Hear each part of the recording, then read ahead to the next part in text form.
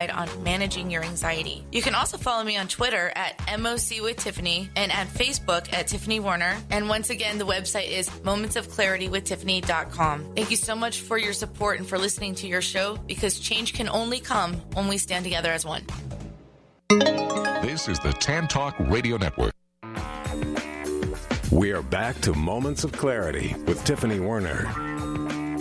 To join in the discussion, call 866-826-1340. Now, here's Tiffany Warner. Hi, welcome back. If you're just tuning in, this is Moments of Clarity, and I'm Tiffany Warner. I'm a licensed mental health counselor, and I'm your host. And today, my special guest is 52 years old, lives in Northeast Louisiana, an award-winning author, reality TV personality, LGBTQ equality and youth activist, and surviving with compounded post-traumatic stress disorder, severe social anxiety, and obsessive-compulsive disorder. It's still kicking. And so honest and so beautiful. Also goes by Miss Fifi Frost. Welcome back, Mr. James Swift. I don't know how to address you on here. What do you want me to go by Fifi or James, or what do you want me to? Right now, it's because I have not been able to start the transition, I go by James, but as soon as I can, which part of the issue with that has been my blood pressure.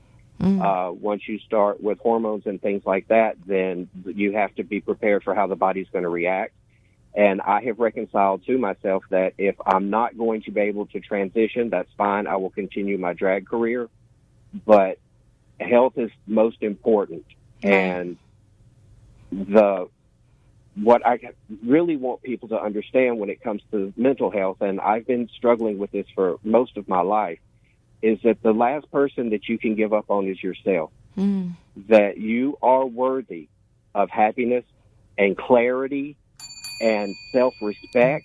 So many people will take that away from you, and so many experiences will make you doubt yourself. And you've just got to just muscle through.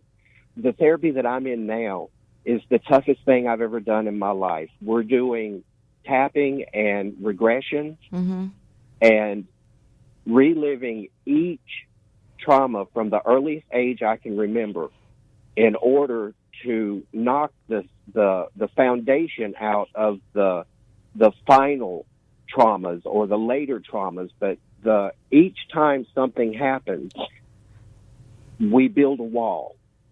And I cut myself off more and more and more until I was not living, I was surviving. And from someone who was the social butterfly that I used to be to being a shut-in is just not, it wasn't going to work for me. And that's why I went through so many doctors, is that I wasn't giving up on myself. That's awesome.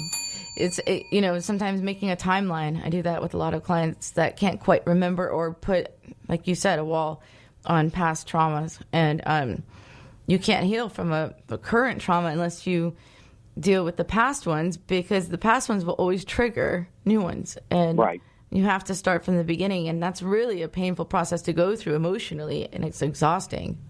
And I do that a lot with my private practice. And we make a timeline, and sometimes they're through thinking of the timeline, they remember something else, and we fill that in. Exactly. And keep going back. So if you're going to do that, that's some hard stuff. And I give you a lot of credit, because a lot of times people brush things under the rug because they don't want to remember them. And sometimes these shows are trigger alerts, too, for some people, because I've even known some people that have watched some of these shows and been triggered by someone else's story. And those are things because the brain wants to deal with them. The brain wants to have closure. I mean, it's just natural.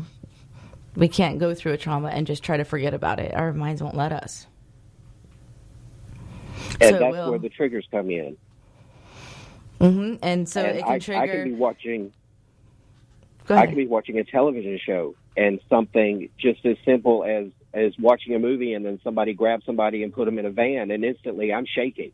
Yeah. Well, yeah. So it's just something that you have to work at daily. And also, when I first started with Dr. Amanda, one of the things that we had to do was I had to tell myself daily that no matter what was going on, and I would say what's going on, but I had to end it with, I still love and respect myself. And it went from cynicism to begin with. And now that we've been working with this and working with it, I actually do love and respect myself more now than I did when I started. And so you'll never have to relive the worst day of your life ever again. You'll never have to relive it as it was ever again. But you have to remember you survived it. Exactly. 100% of the time up until this day. Yes. And that means you're a survivor. Right. You're not a victim. You're a survivor. Exactly. Oh, that's so great. Being a survivor versus a victim mentality, it says it even speeds things along, because instead of why did this happen to me, it's more of a this happened, now how am I going to get through it? Right. Another thing is that I have to set in my mind that this did happen, but it happened to my body. It did not happen, well, it did happen to my mind, but I have to separate that it did not happen to me yesterday. It happened to me 25 years ago. Right. But it can feel like yesterday with a trigger. Oh, you got that right. There's times that I couldn't even, there are times that I'd be so triggered that I would have to pull over in the car. Now, I do have a therapy dog, and she goes everywhere with me, and she helps. What's her name? But I would have Coco. Coco.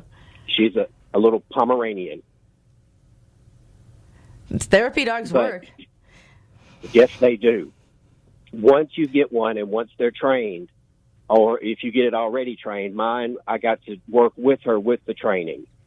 And it's life-changing. The only thing is, and one of my favorite T-shirts is, PTSD does not stand for Pet the Service Dog.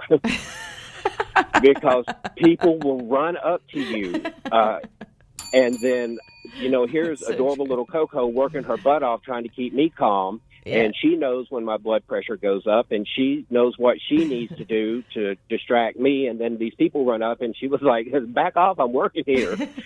And yeah, so it's the same with seeing eye dogs. We're not supposed to approach them, or police dogs. Right, even. Don't confuse them. Exactly. Did we lose them again? We're not supposed to pet the service dogs. 866-826-1340, James. Call back. I would keep losing him. It doesn't, PTSD doesn't stand for don't pet the service dog, and don't lose your call. But, emotional service dogs, if they do help you, it's like a little tip that you can get a letter from your therapist. If you live in a rental community and they are an emotional service dog, they can get in with no pet fee. You can have that waived, just for you guys, let you know. But every time you drop a call, I have to come up with all this stuff just off the whim. Yeah, so I don't know what keeps happening. Don't pet the service dog. This has never happened before, but here we are so hot right now. I mean, like temperature-wise, the heat index is going to be 109 in just another Louisiana? hour or two. Jeez, it's hot in Florida, it is too. Scorching. Not so much by the bayou. Well, they say it's not the stupidity, it's the humidity. A little of both sometimes, huh? So, yes. Okay, so let's talk a little bit about where you're going from here. I know that I'm not supposed to ask, but I'm going to ask anyway. What's this new reality show that you're coming up with? Well, what's happening is there is a show on Netflix that I'm going to have an episode in season 2. I signed a non-disclosure, so I can't say any more until they make the announcement. But it will be for one episode, but... Only one?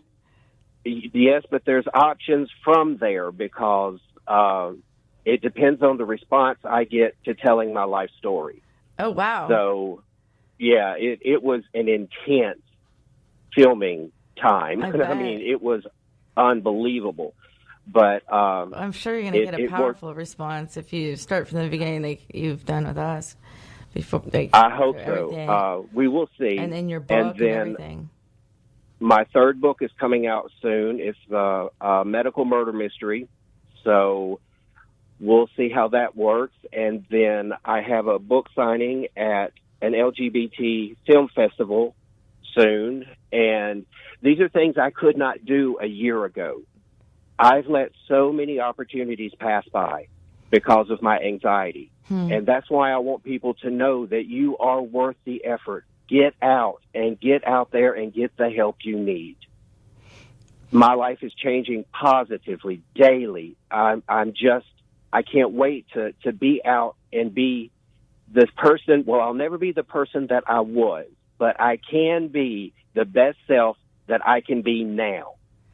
So if you're just tuning in, James has gone through years, I mean, almost as a kid, from being forced into conversion therapy to being told that he was born wrong, to being bullied, to being sex trafficked. Sorry, can't say that word.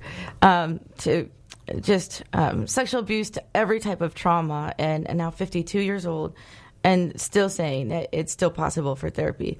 He was by Fifi Frost, and I hate saying you're Miss Fifi Frost, but because of medical issues, can't go with the transition that she really wants. Blood pressure issues doesn't really allow someone to do the HRT hormone treatment. So anyway, through all of that compounded and complex post-traumatic stress trauma and undealt with, it can cripple someone. It can make someone want to curl up in a ball in the corner of a room and never come out. Yes, and then also add that in '94 I was beaten and stabbed leaving an LGBT event, and '96 I was beaten and stabbed leaving an LGBT event, and then in 2016 I was beaten by 3 men leaving an LGBT event. The South is not good to me. Yeah, I keep telling you, get out of Louisiana. What are you doing in there? Like, it's the kids that I help, the homeless kids. Get them all out of there. Right. Let's get everybody. That's why I need to win the lottery. Like living in the most racist place you can live when you don't need to, you know? Oh, you're right. It's one step at a time, and I will get there. So it's just I'm almost going to drag you out of there one day. But yeah, you're starting a home. You said for the kids, you have support. You're supportive for other people there in your community. Yes. Right now, we're funded through my book sales, and I am so close to the charity finally being completed, and then people can read more about that at helpforteens.org, and that's our website. It's new and it's still being built, but there's more information about what's going on and about me.